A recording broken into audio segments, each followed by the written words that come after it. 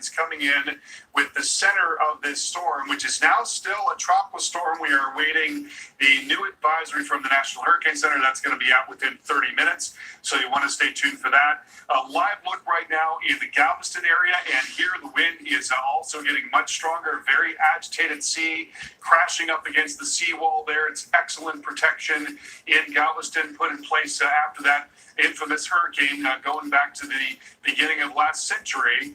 And what we're looking at tonight is going to be a 2 to 4 foot water level rise, so you should be protected there in Galveston. But areas outside of that seawall certainly could be looking at significant flooding. We've already heard about some flooding near Matagorda Beach. So 70-mile-per-hour storm right now. Again, we've got a new advisory coming out within a half an hour. There you see the current radar picture, and that center of circulation is now just south of Matagorda Bay.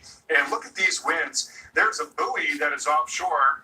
That may be an oil platform, actually, that is gusting to 79 miles per hour. So that is likely fairly elevated, but we have seen winds gusting to 70 and 80 miles per hour at the surface along the coast here. Now 59 miles per hour in Palacios and 59 in Bay City. So it's where this banding comes on shore. That's where some of the strongest winds are going to be. Ongoing flash flood warning in Brazoria, Jackson, and Matagorda counties, parts of FM 2031 being closed here. And again, where all of this is coming in, and that's going to be from Freeport, where winds could gust easily over 60 miles per hour for several hours here, and then up the coast, getting up towards Galveston Island and on up into the Ship Channel as well, and then the Galveston Bay. It's some very strong wind moving into those areas. So here you see the Houston area. Now you notice on the northwest side, there's not much going on, and that's kind of going to be the way that it is during the storm. The storm's going to bifurcate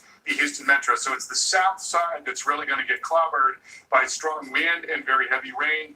Please, please, please make sure you check tomorrow morning before you go out. If you're on the southeast side of town, LaPorte and into Dickinson, certainly Galveston, as well as the Kemah area and Pearland, 288, anywhere along the Gulf Freeway, you've got to make sure you check to see what's going on tomorrow, because there could be widespread flash flooding by tomorrow morning, because this rain is going to continue all night. We've already had 3 to 4 inches on the high end there around the Gulf Freeway, and we're looking for an additional 5 to 6 to 7 inches. So in total, maybe double-digit rainfall. Here's the model forecast. We know the rain just goes all night long here. Even 7 o'clock in the morning, it is still coming down in Brazoria and Galveston and Chambers counties, starting also to get over into the Belmont area as well, towards the Sabine River. Wind continues in Houston, and then that rain really starts to fill in Louisiana and starts hitting the areas that were hit so hard by Ida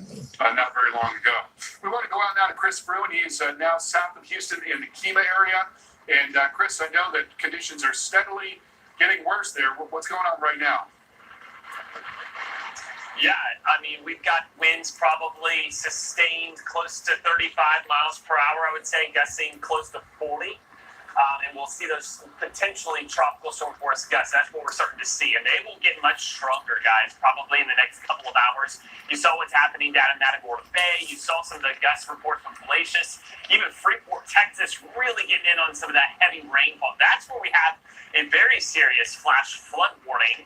No flash flooding yet. And the rain hasn't been excessive, but that will change, and we will continue to see those rains, the rain bands continue. I think from here on out through sunrise, it will not stop raining, and in fact, the rain will get much heavier into the wee hours early in the morning. We're on the banks of Galveston Bay. I don't know if you can hear it behind me, but man, this is angry. Typically on a late summer, early fall day, you've got pretty tranquil waters here.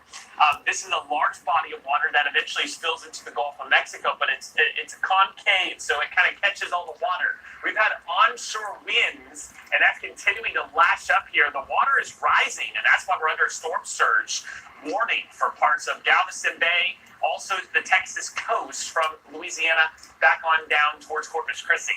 Still, where we have that onshore flow is we're going to have rising water, and we're expecting the risk for flash flooding, a high risk for flash flooding, guys. Totals have already surpassed 4 inches in some locations and higher, and we've got a lot more rain to come. You can see that storm surge of 2 to 4 feet expected around Galveston Bay and also potentially higher to our south.